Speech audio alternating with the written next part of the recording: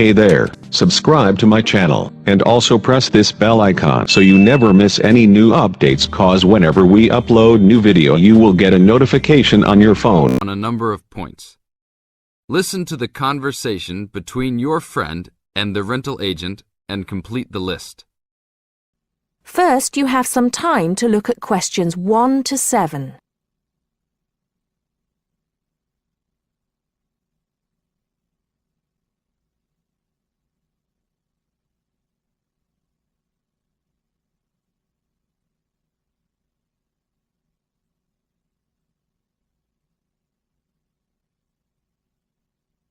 Now listen carefully and answer questions 1 to 7. Hi, we've been looking over your listing of apartments for rent and we have a few questions about a couple of the apartments. Can you help us? Sure. Yep, this is our most recent listing. What would you like to know? Well, we were first wondering about the house on 3rd Street.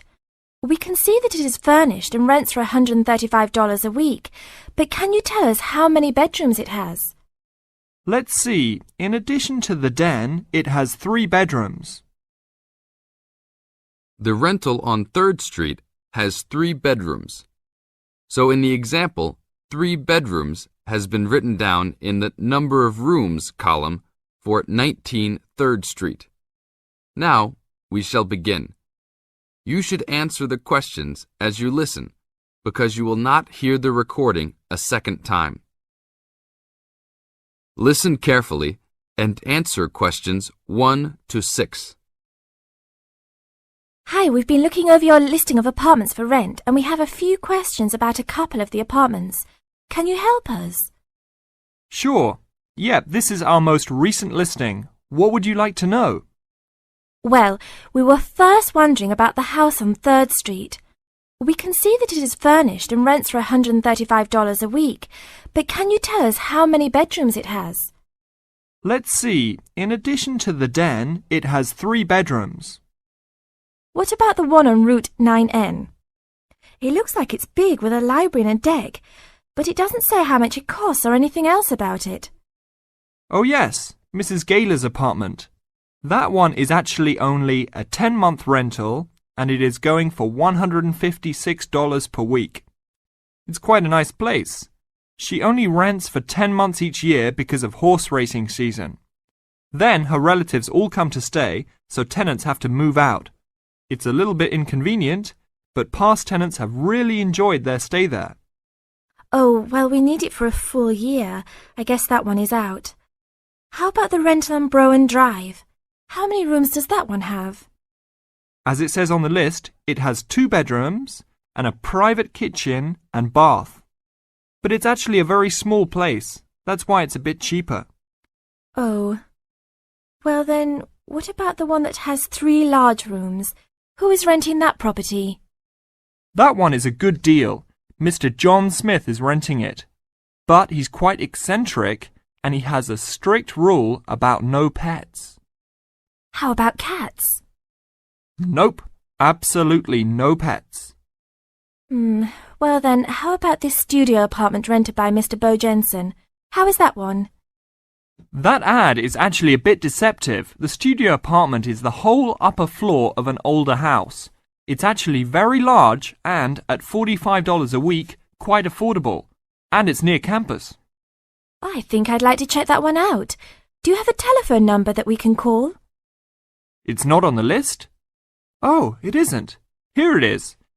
You should ring area code 518 and then 543-7790. Thanks. I think I'll call on that one first. Your friend decides that he would like to talk to Mr. Bo Jensen. Before you hear the rest of the talk, you have some time to look at questions 8 to 10.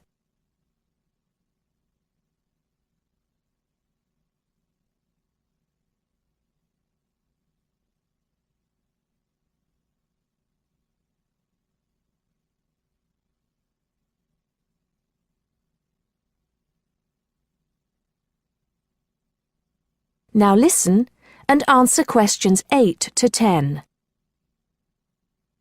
Hello? 1512, Route 9. Yes, is this Mr. Jensen? Yes, it is. Can I help you?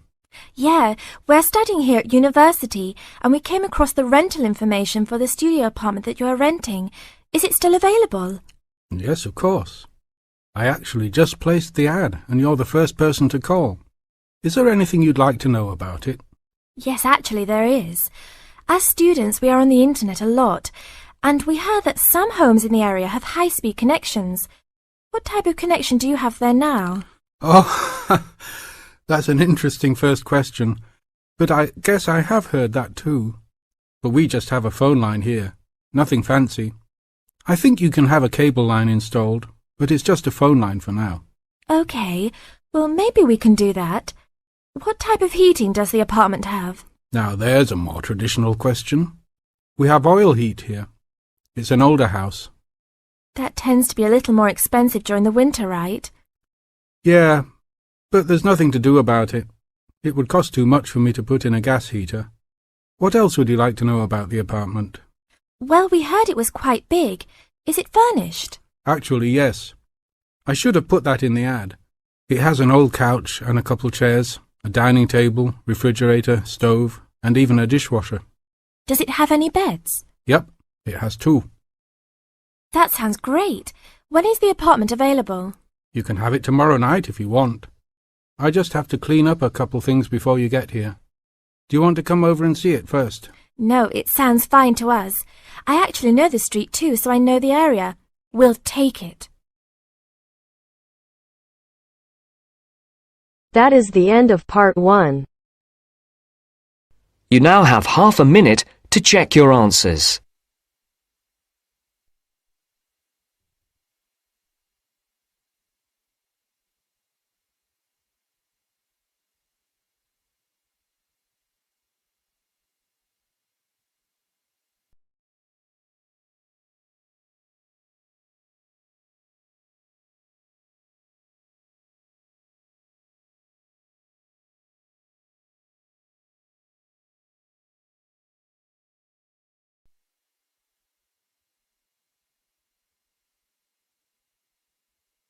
Now turns to part 2.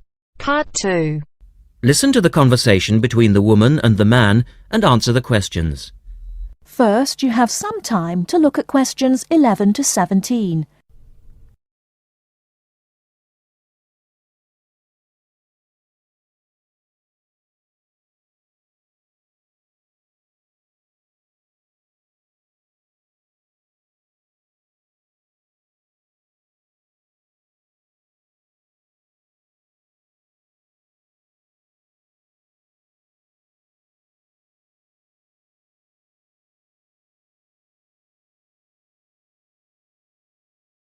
Now, listen carefully and answer questions 11 to 17.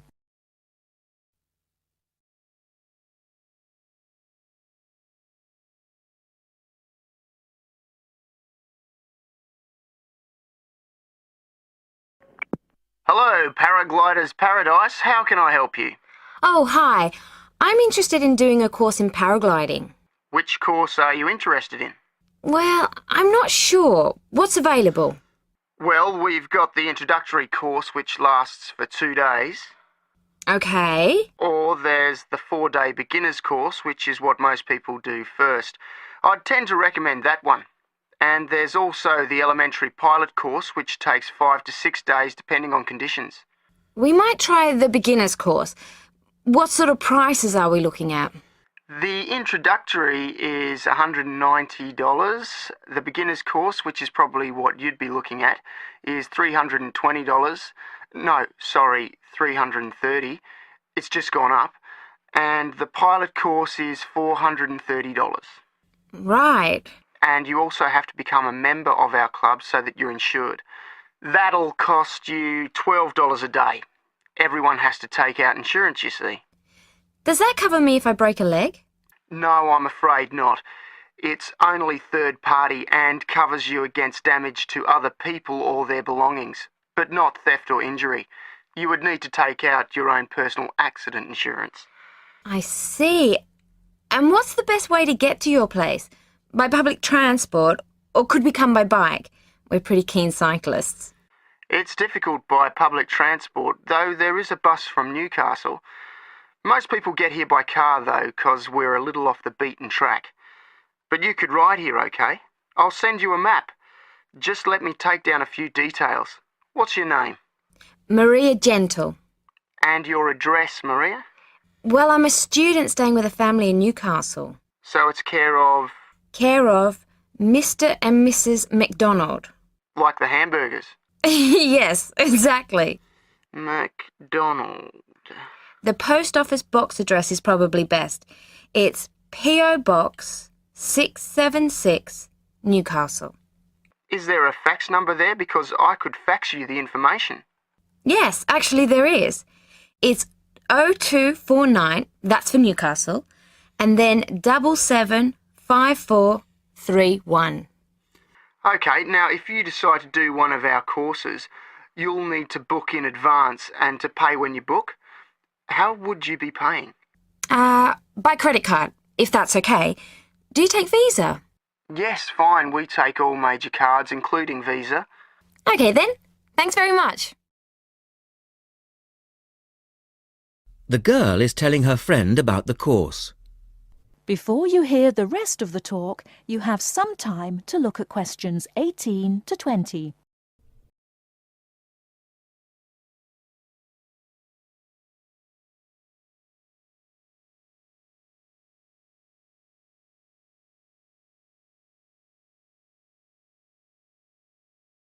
Now listen and answer questions 18 to 20. Hi, Pauline. Hi, Maria. What's that you're reading? Just some information from a paragliding school. It looks really good fun. Do you fancy a go at paragliding? Sure. Do you have to buy lots of equipment and stuff? Not really. The school provides the equipment, but we'd have to take a few things along. Such as? Well, it says here, clothes, wear stout boots, so no sneakers or sandals, I suppose, and clothes suitable for an active day in the hills. Preferably a long-sleeve t-shirt. That's probably in case you land in the stinging nettles. It also says we should bring a packed lunch. We do not recommend soft drinks or flasks of coffee. Water is really the best thing to drink. We need to bring suntan lotion and something to protect your head from the sun. Okay, that sounds reasonable. And where would we stay? Well, look, they seem to operate a campsite too, because it says here that it's only $10 a day to pitch a tent. That'd be fine, wouldn't it? And that way we'd save quite a bit, because even a cheap hotel would cost money. Or perhaps we could stay in a bed and breakfast nearby. It gives a couple of names here we could ring. I think I might prefer that. Hotels and youth hostels would all be miles away from the farm, and I don't fancy a caravan. No, I agree. But let's take a tent and pray for good weather. Okay, let's do it. What about next weekend? No, I can't. I'm going on a geography field trip. And then it's the weekend before the exams, and I really do need to study. Okay then, let's make it the one after the exams. Fine. We'll need a break by then. Can you ring and let me know if you can find out some... That is the end of part 2. You now have half a minute to check your answers.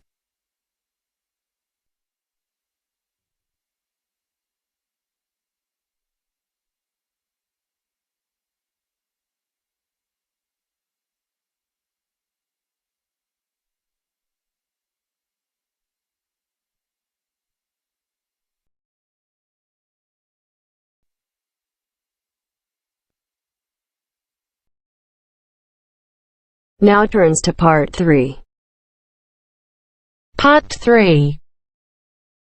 You are going to hear a conversation between an interviewer and a professor. First, you have some time to look at questions 21 to 26.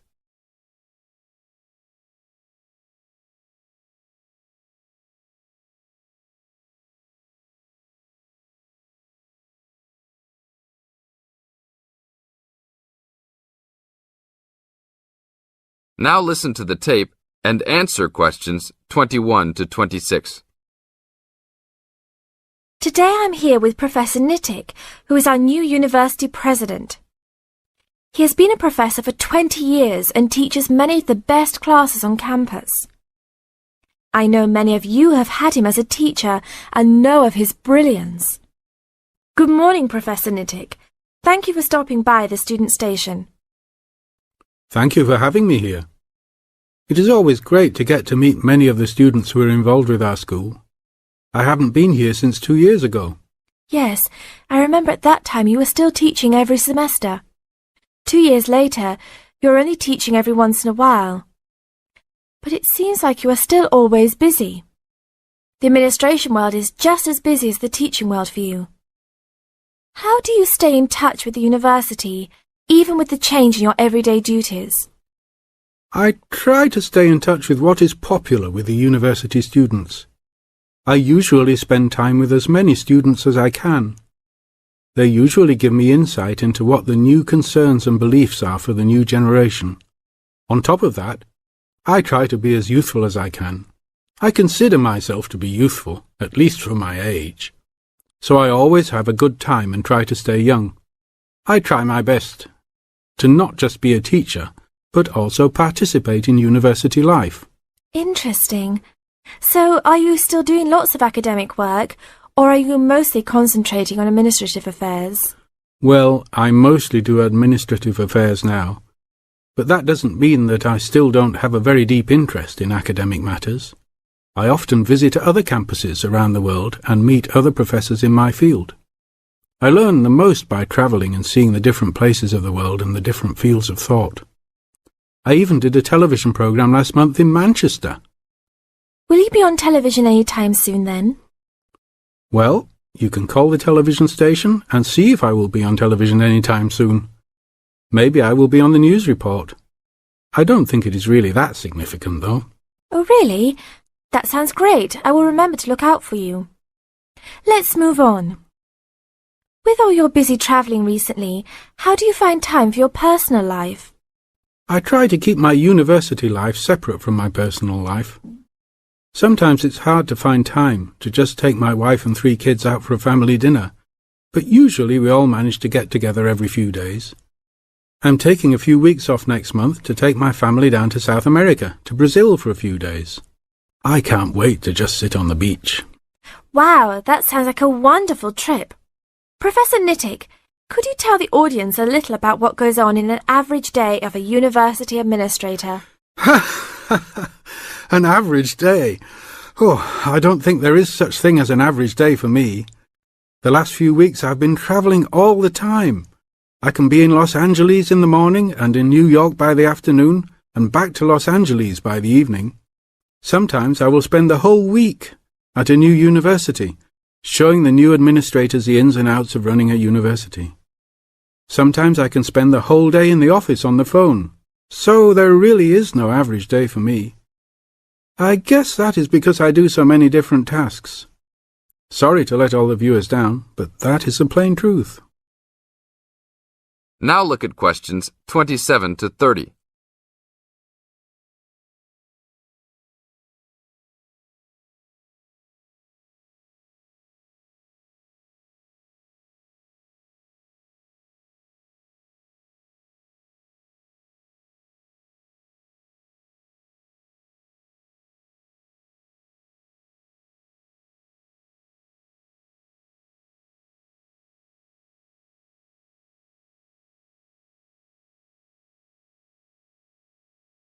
Now listen to the tape and answer questions 27 to 30. Well, I guess I can sum it up for them. You are a busy man. That is probably a good description. So, are there any immediate plans for the coming few weeks? Well, I'm in Los Angeles for the next 2 days, and then I fly to Colorado to meet a new prospective professor for our university. I will be in Colorado for about a week. Then I go to Japan for the next 10 days to meet with our university branch in Japan about record sales there. After that, I return to Los Angeles for a week, just in time for the graduation of the class of 2001. There you have it, my next month's schedule. Thank you very much, Professor Nittick. I always enjoy having you on our show. We hope to have you back on our show next time.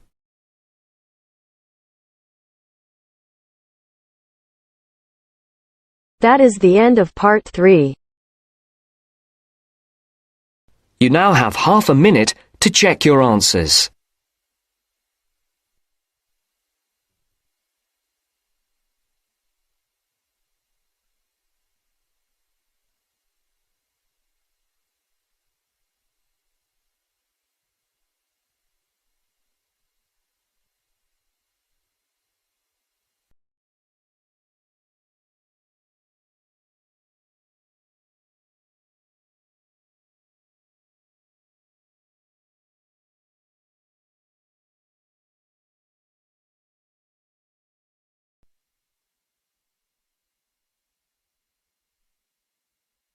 Now turns to part 4.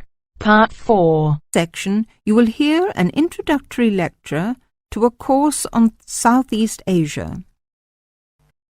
First, you have some time to look at questions 31 to 40.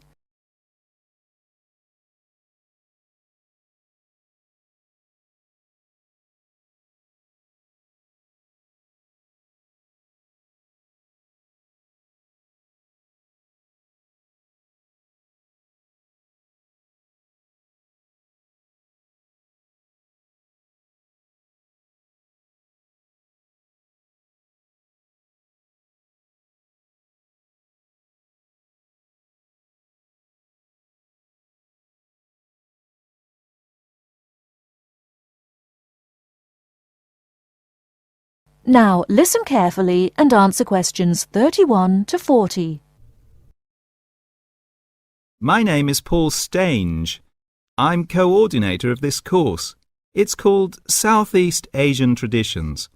I'm also the author of the study guide and the course reader, and you should have those in front of you. As well as these, you'll need 2 textbooks for the course. There's the one by Osborne and there's another by Legg. I'll talk a bit more about the reading materials in a moment. Now, if you haven't got these materials, you can buy the textbooks at the university bookshop, and you can collect the study guide and the course reader from me on your way out of the lecture.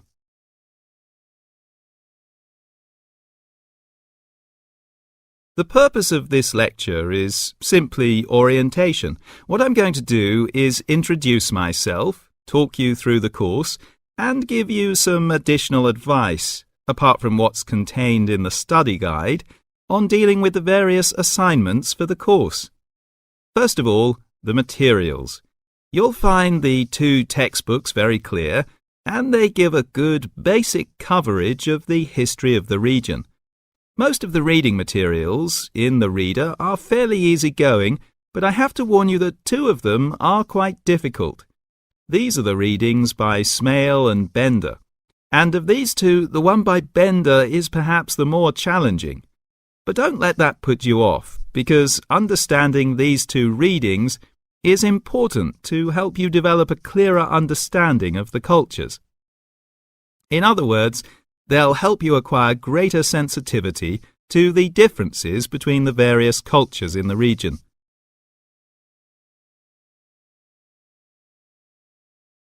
Now, the course itself.